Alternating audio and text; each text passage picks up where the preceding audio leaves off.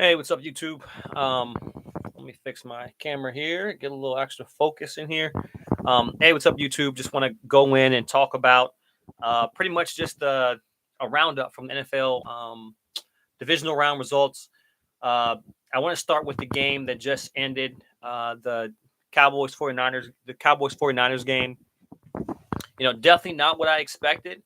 I expected, well, for this, it's definitely not what I expected, but it's what I expected. What I mean by that is I expected Dak to play the way Dak plays because Dak always gives teams gifts, to make it easy for them. But I did expect for Purdy to play pretty average. He did what he did. He did what he was supposed to do. He went out there. He didn't make any big mistakes. He didn't have to be a hero when you have weapons around you. You don't have to be a hero. The offense was pretty. I was surprised the offense was as stagnant as as they were. With they had 32 carries, 113. 3.5 yards per carry.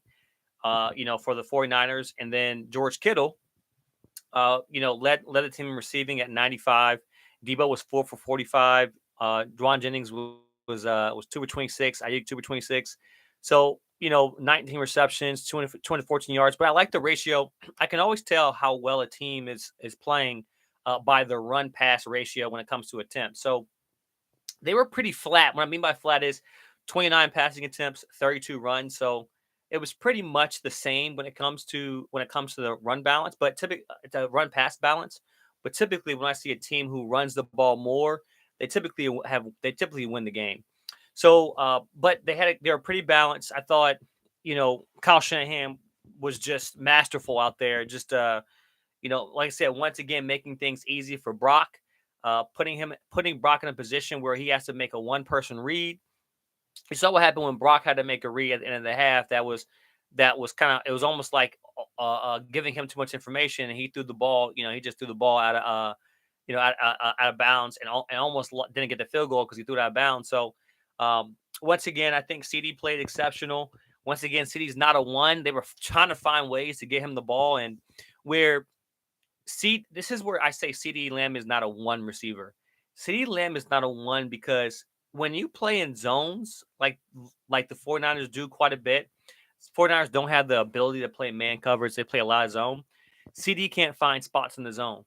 And this is where the maturity of his game, I think, is breached because a veteran receiver will find spots, find ways to get open. He'll make moves off of guys who are in zone and not just rely on beating the guy in man coverage. That was a great catch he had, when it was man coverage. But when it comes to finding spots in the zone, moving in the zone, he's not making himself. I'm sorry, he's not making himself a big target for Dak Prescott. But even so, Dak Prescott, if you're paying that man this much, your franchise relies so much on him. You don't have him come. You don't expect him to come out and be 23 for 37, 206 yards, which quite a bit of his yards were garbage time and before half. One touchdown, two interceptions, and a 63.6 passer rating. Also, he didn't do pretty much anything on the ground. He was 4 for 22. Tony Pollard going out did hurt them because they didn't have that run kind of the run 1-2 punch with Ezekiel Elliott. But still, they did nothing on the ground. 22 for 76. The passing, of course, when you're down, you're going to see a team pass more. So 22 carries versus 37 passing attempts. So I'm not surprised that where I am surprised. I personally did expect the Cowboys defense to play a little bit better, but there was no pressure on the Cowboys defense at all. On the Cowboys, there was a lot of pressure on the Cowboys defense because the offense wasn't doing anything with the ball. And I don't think it was because the 49ers defense was exceptional. And it's all about matchups. It's all about matchups. The 49ers defense came out, and I think, D'Amico Ryans, hey, look, just hats off to him. He had a great game plan for Dak, which essentially was play zone, something that the 49ers have been doing all year, but play zone against the Dallas Cowboys because they don't have any receivers who can find spots in zones. Ty, Noah Brown, Michael Gallup is a complete wash. I don't know why they even, you get rid of Amari Cooper. Amari Cooper was your game changer. And then you have CeeDee Lamb and Michael Gallup. CeeDee Lamb's I don't think he's a 1. No, he's a solid 2. He's a good 1A, but Michael Gallup's not a 1 either. And you bet your bank on these receivers and getting rid of Amari Cooper. And once what happens to the Dallas Cowboys, they get smacked again. Kyle Shanahan had a great plan. That defense was flying around for the 49ers. I think a lot of times, to be honest with you, the Dallas Cowboys shot themselves in the foot. They couldn't stop the run at all. I say they couldn't stop the run. They couldn't run the ball at all. So hats off to that 49ers team. It'll be a good matchup to see 49ers versus Philadelphia. And so let's move on to the Philadelphia game. Actually, let's move on to the Cincinnati game, since that's kind of fresher in our minds. The Cincinnati Bills game, I think everyone saw this one coming. Josh Allen is, like I said before, Josh Allen, we like to think that Josh Allen is elite. We want to think that Josh Allen's elite. We want Josh Allen to be this great quarterback that, he has the physical size, he has the big arm, he makes the right decisions, but he doesn't. And once again, you see the ratio. Cincinnati, fairly balanced, right? 34 rushes, 36 pass attempts. Joe Burrow wasn't exceptional, but like I said, he did what he was supposed to do to win the game. 23 for 36, very efficient. 2 for 242, 6.7, 2 tubs, only sacked once. 101 quarterback rating and 76 QBR. So Joe Burrow did play smart in this game. Didn't turn over the ball. Didn't get sacked. These are things you want to see from Joe Burrow. Didn't fumble at all once all game, even though, sometimes they fumble and recover it. Head on to the ball. This is what you want to see, and this is how you win games, especially against that Buffalo Bills defense, like I mentioned before, was not that good. I don't think the Buffalo Bills defense was solid. But what you see is a solid performance from Cincinnati across the board. The receivers, like I said, T. Higgins was 3 for 28. Jamar Chase, 5 for 61. Hayden Hurst, 5 for 59. Tyler Boyd, 1 for 23. They're running the ball so well because people forget Joe Mixon was a Pro Bowler a couple of years ago before he got injured. Well, last year before he got injured. Joe Mixon's a solid running back. He was averaging 5 a pop, 20 carries, 20 carries, 1 on the ground.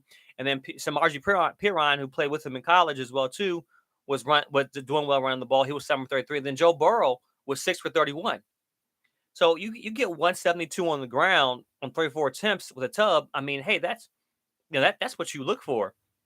On the other hand, Buffalo can't run the ball, and you have Josh Allen, who's your leading rusher, 8 for 26, 1 touchdown.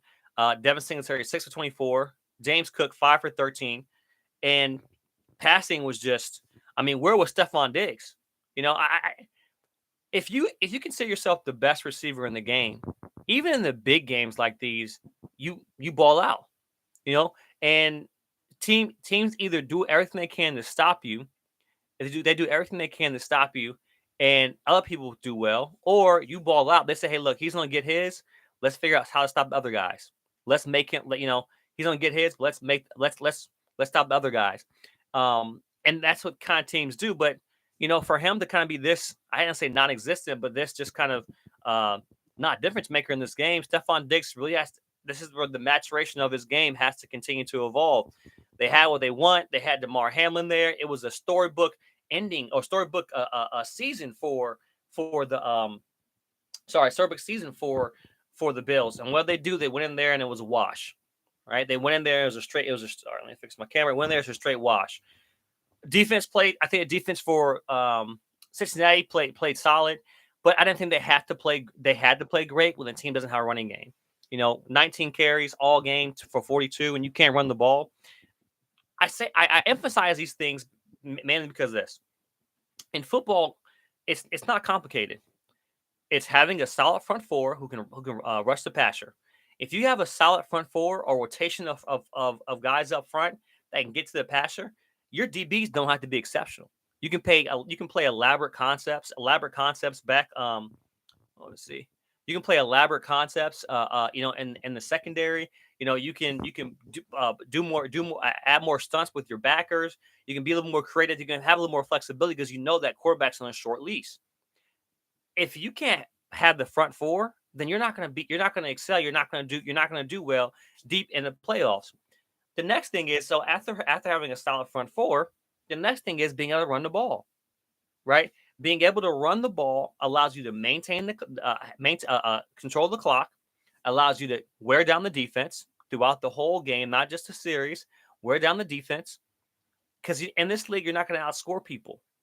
If people, the offenses have great have amazing firepower as well too. See, sometimes you'll see high scoring offenses have defenses, the defenses that give up a lot of points because they're on the field. The team scores a lot, they give them the ball back. So that the Patriots did that for years, having great defenses that didn't bend at all. They just shut teams down. But nowadays, that recipe that's for success is not often replicated. But being able to control the clock, running the ball, right? So we have front four being able to control the clock, running the ball, being able to to control the line of scrimmage. These are two things that make a team go deep in the playoffs. It's not the trickery. It's not the things we see on TV. It's not all these these things that we like to mention and talk about, etc. What it actually is, it is simply being able to control the clock and then get to the passer. And that's not what Buffalo's defense was about.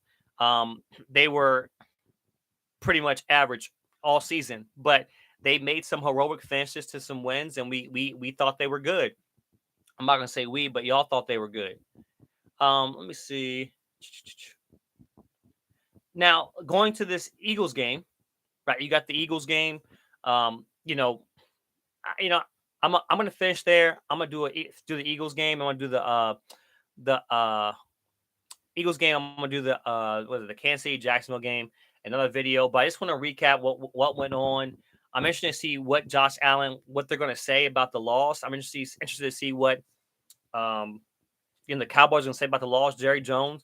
I think it's about time to cut ties with Dak Prescott. I think it's about time.